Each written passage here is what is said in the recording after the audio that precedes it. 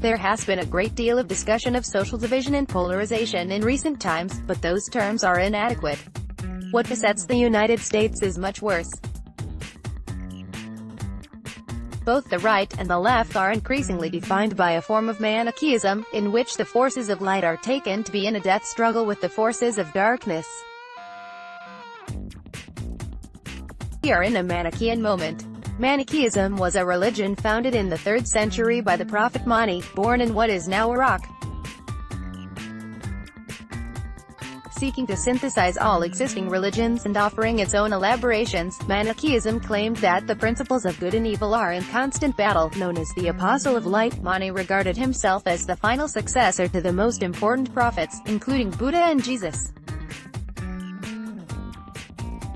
Between the 3rd and 7th centuries, Manichaeism had a great deal of influence.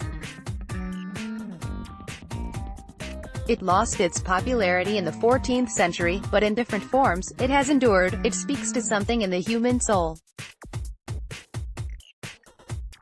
Political Manichaeism, as I am understanding it here, can be found whenever disagreements about political issues are seen not as reasonable disputes among fellow citizens but instead as pitting decent people with decent character against horrible people with horrible character.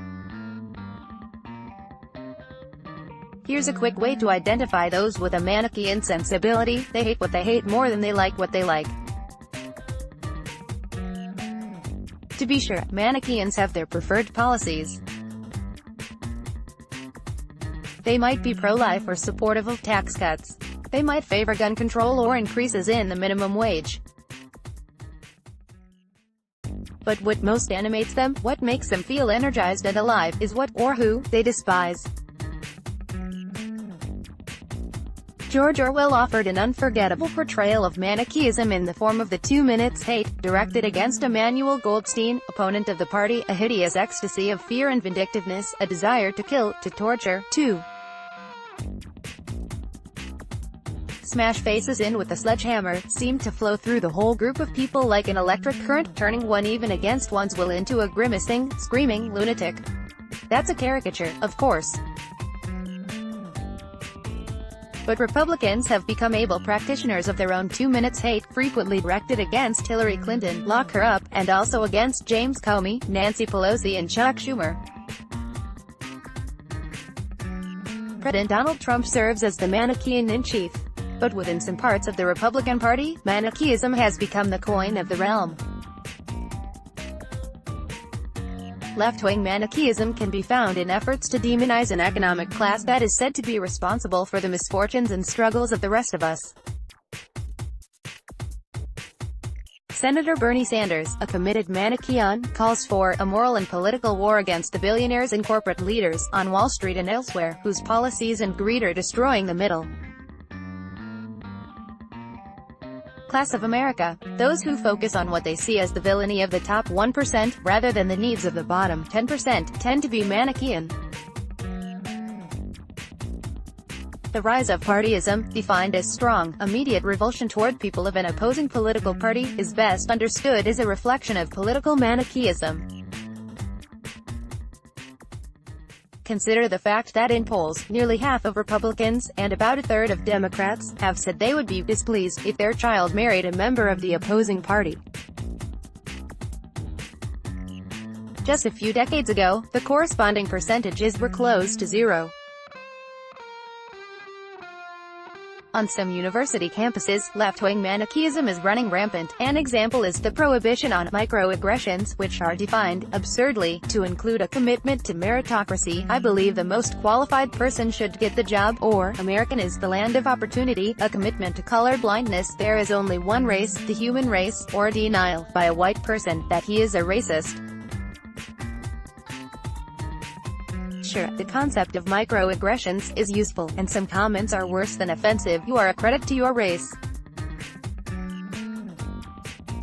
But the sheer proliferation of microaggressions, and the constant search for more of them, is best understood in Manichaean terms. People with conservative political views are evil. One of the most corrosive features of Manichaeism is that it breeds more of itself.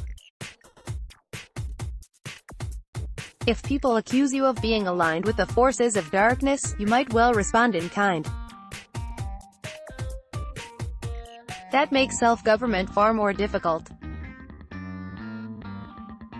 It leads people to focus not on substantive issues on which progress might be made, but instead to attribute terrible motivations to their fellow citizens, and to see themselves as engaged in holy wars against both individuals and abstractions, such as liberalism. Aware of these risks, some of the nation's greatest leaders refused to speak in Manichaean terms.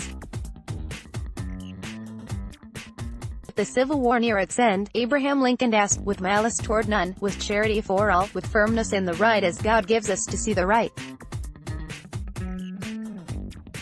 Let us strive on to finish the work we are in, to bind up the nation's wounds."